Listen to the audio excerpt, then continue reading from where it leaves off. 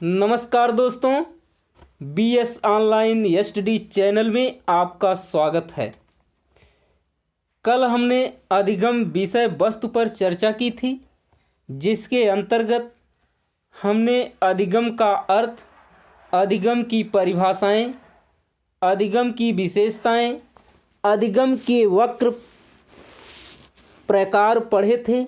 आज हम इस क्लास में अधिगम के प्रमुख सिद्धांत पढ़ेंगे। अधिगम के चाहे जितने भी सिद्धांत हों, चाहे वह व्यवहारवादी सिद्धांत हों या संज्ञानवादी सिद्धांत हों, तो इस वीडियो में हम व्यवहारवादी सिद्धांत के अंतर्गत थॉर्नडाइक का उद्दीपक अनुक्रिया का सिद्धांत तथा पावलोव का अनुबंधित अनुक्रिया के सिद्धांत पर चर्चा करेंगे। तो आइए वीडियो को देखते हैं। अधिगम की विधियां या अधिगम के सिद्धांत देखिए।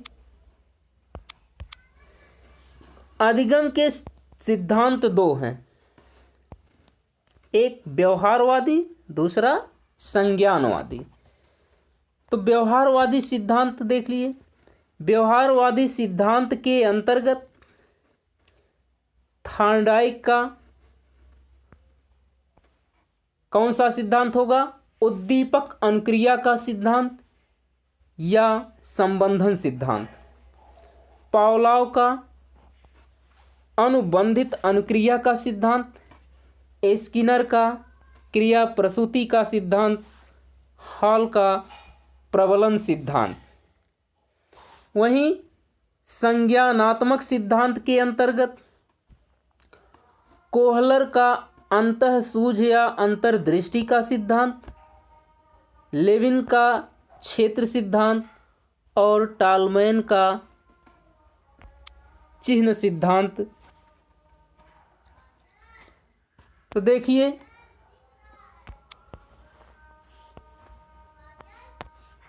आगे जहां व्यवहारवादी सिद्धांत सीखने को अभ्यास केंद्रित बनाता है, वहीं संज्ञानात्मक सिद्धांत बुद्धि या सूझ आधारित मानता है। जहां व्यवहारवादी सिद्धांत के अनुसार अंशखंड में सीखा जाता है, वहीं संज्ञानात्मक सिद्धांत के अनुसार संपूर्णता में सीखा जाता है। व्यवहारवादी सिद्धांत जहां सीखने में पुनर्बलन या पुरस्कार को महत्व देता है, वहीं संज्ञानात्मक सिद्धांत सूझ को महत्व देता है। व्यवहारवादी सिद्धांत को उद्दीपक अनुक्रिया सिद्धांत भी कहा जाता है, वहीं संज्ञानात्मक सिद्धांत को गेस्टाल्टवादी सिद्धांत कहा जा सकता है। व्यवहारवादी सिद्धांत को उद्दीपक अनुक्रिया सिद्धांत कहा जा सकता है, वहीं संज्ञानवादी सिद्धांत को गेस्टाल्टवादी सिद्धांत कहा जा सकता है। फिर देखें, अब हम देखेंगे थॉर्नडाइक। ये देखिए, थॉर्नडाइक के का संबंधन सिद्धांत, उद्दीपक अनुक्रिया सिद्धांत या प्रयास एवं त्रुटि का सिद्धांत या संबंधवाद का सिद्धांत। यह सिद्धांत उद्दीपक अनुक्रिया संबंध पर आधारित है, इसलिए इसे एसआर थ्योरी या एसआर सिद्धांत भी कहा जाता है। देखें, उद्दीपक, ये है उद्दीपक और ये है अनुक्रिया। उद्दीपक और अनुक्रिया। Stimulus उद्दीपक, response अनुक्रिया। अब जैसे उद्दीपक मान लीजिए रोटी है और यह खटका दबाना अनुक्रिया।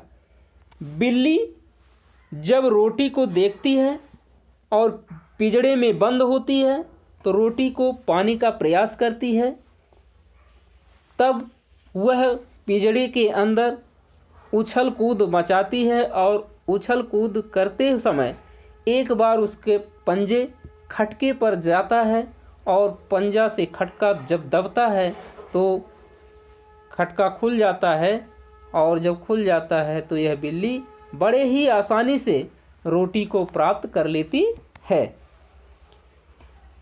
तो यहाँ पर इसने क्या किया, सीखा। उद्दीपक अनुक्रिया का सिद्धांत है यह।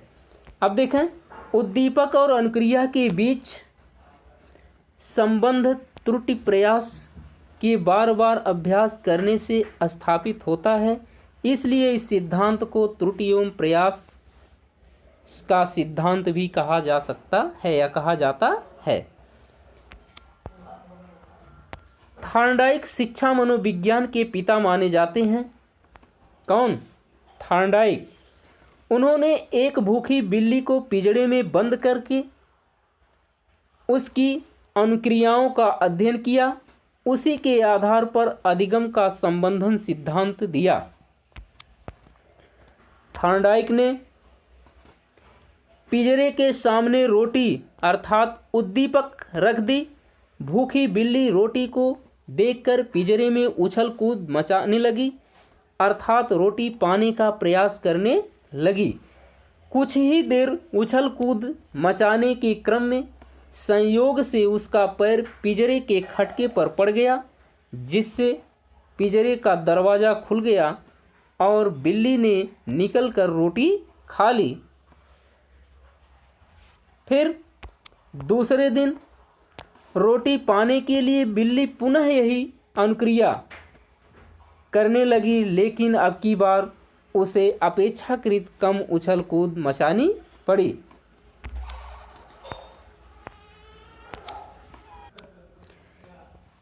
इसका अर्थ यह हुआ कि अब उद्दीपक और अनुक्रिया के बीच संबंध बनना शुरू हो गया। धीरे धीरे बिल्ली की गलतियां कम होती गई। इस तरह बार बार के अभ्यास से उद्दीपक और खटका दबाने की अनुक्रिया के बीच संबंध स्थापित हो गया और बिल्ली गेट खोलना सीख गई। इस प्रकार उपरोक्त प्रयोग के आधार पर थॉर्नडाइक ने निम्नलिखित निष्कर्ष निकाले। देखिए क्या निष्कर्ष इन्होंने निकाला। सीखना उद्दीपक अनुक्रिया संबंध पर आधारित है। सीखना किस पर आधारित है? उद्दीपक अनुक्रिया संबंध पर आधारित है। उद्दीपक क्या था? रोटी रही। अनुक्रिया क्या थी? उछलना कूदना था।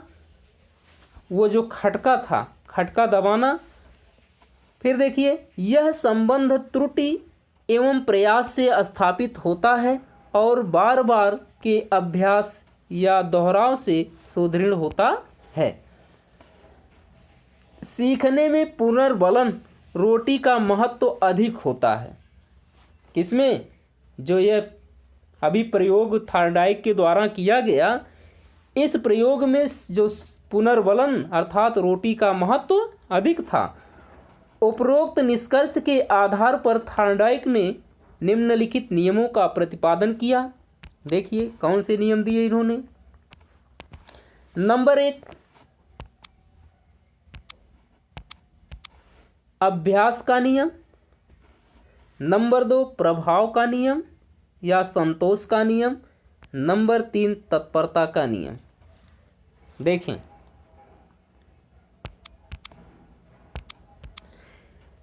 अभ्यास का नियम, बार बार दोहराने से सीखना अस्थायी हो जाता है। यदि किसी कार्य को करने से प्रशंसा मिलती है तो व्यक्ति उस कार्य को बार बार करता है, जिससे वह उसका व्यवहार बन जाता है। इस प्रकार प्रशंसा या पुरस्कार के रूप में जो पुनर्बलन प्राप्त होता है वह सीखने को प्रभावित करता है। अगला है तत्परता का नियम। रुचिकर चीज़ों को बच्चे सीखने के लिए तत्पर रहते हैं। तत्परता रुचि और जिज्ञासा पर ही निर्भर होती है। ऐसे में अध्यापक को पुराने ज्ञान को आधार बनाकर नए ज्ञान को सिखाना चाहिए, जिससे जिज्ञासा बढ़ती है। ज्ञात से अज्ञात की ओर का शिक्षण सूत्र अपनाकर भी बालक में रुचि पैदा की जा सकती है। आगे देखें, सदृश्यता का नियम। अगला नियम क्या है? सदृश्यता का नियम। अब सदृश्यता का नियम क्या कहता है? एक बच्चा अतीत की समान परिस्थितियों में की गई अनुक्रियाओं के आधार पर ही नवीन परिस्थितियों में अनुक्रिया करता है। थॉर्नडाइक के सिद्धांत का शिक्षा में महत्व। क्या महत्व है?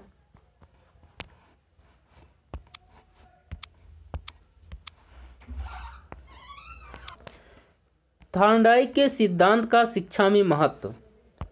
क्या महत्व है? नंबर 1, थॉर्नडाइक के सिद्धांत का शिक्षा में निम्नलिखित महत्व है। नंबर 1, मंदबुद्धि बच्चों को सिखाने के लिए त्रुटि एवं प्रयास विधि उपयोगी है। नंबर 2, बच्चों में इस विधि के द्वारा परिश्रम करने की आदत डाली जा सकती है। नंबर 3, यह विधि गलती से लाभ उठाने पर बल देती है। नंबर 4, यह विधि अधिगम में प्रेरणा, प्रोत्साहन और प्रशंसा पर बल देती है। अधिगम माने सीखना, सीखने में यह प्रेरणा, प्रोत्साहन और प्रशंसा पर बल देती है। पावलोव का अनुकूलित अनुक्रिया का सिद्धांत। देखें, इस सिद्धांत का दूसरा नाम अनुबंधित अनुक्रिया का सिद्धांत। इस सिद्धांत को समझाने के लिए पावलोव ने कुत्ते की लार स्राव का अध्ययन किया। अध्ययन करने के क्रम में जैसे ही कुत्ते के सामने रोटी रखी जाती, कुत्ते के मुंह में लार स्राव होने लगता। यहाँ रोटी या भोजन स्वाभाविक उद्दीपक है और भोजन देखकर लार स्राव की अनुक्रिया स्वाभाविक अनुक्रिया है। देखें, अब पावलोव ने भोजन देने के साथ ही साथ घंटी बजाना शुरू किया। जैसे ही कुत्ते को घंटी के साथ भोजन दिया जाता है, उसके मुंह से लार स्राव होने लगता। कुछ दिनों के बाद घंटी बजने के साथ भोजन देना बंद कर दिया गया। फिर भी यह देखा गया कि घंटी बजते ही कुत्ते में लार स्राव होने लगा। यह घंटी अस्वाभाविक उद्दीपक है। कैसा है? यह घंटी अस्वाभाविक उद्दीपक है, जो स्वाभाविक उद्दीपक भोजन के साथ एकाकार हो गया। इस तरह अस्वाभाविक उद्दीपक घंटी के साथ लार स्राव की स्वाभाविक अनुक्रिया अनुबंधित हो गई। इस प्रकार से पावलोव ने यह निष्कर्ष निकाला कि, क्या निष्कर्ष निकाले? देखिए, उन्होंने निम्नलिखित निष्कर्ष निकाले। जी, सीखना तब संभव होता है जब अस्वाभाविक उद्दीपक के साथ स्वाभाविक अनुक्रिया अनुबंधित हो जाए। नंबर 2, स्वाभाविक अनुक्रिया अस्वाभाविक उद्दीपक के साथ अनुबंधित तभी होगी जब पुनर्बलन अर्थात भोजन पहले दिया जाए। इससे यह भी स्पष्ट हो जाता है कि बच्चा सीखने के लिए पहले से तत्पर नहीं होता, वह शुरुआती दौर में निष्क्रिय रहता है। सीखने के लिए तत्पर तभी होगा जब उसे पुनर्बलन प्राप्त हो जाए। अब देखें पावलोव के सिद्धांत का शैक्षिक महत्व। पावलोव के सिद्धांत का शैक्षिक महत्व। पावलोव के सिद्धांत का शैक्षिक महत्व। नंबर 1, पुनर्बलन देखकर बच्चों में साफ सफाई जैसी आदतों को विकसित किया जा सकता है। नंबर 2, बच्चा समय के महत्व को भी जान सकता है। नंबर 3, गुणा भाग पहाड़ा इत्यादि सिखाने में भी मदद मिलती है। इस प्रकार से दोस्तों, यदि वीडियो पसंद आई हो तो वीडियो को लाइक, शेयर और चैनल को सब्सक्राइब करें तथा घंटी वाली बटन को अवश्य दबाएं, जिससे कि वीडियो की अगली नोटिफिकेशन आप सभी को मिलती रहे। जय हिंद, जय भारत।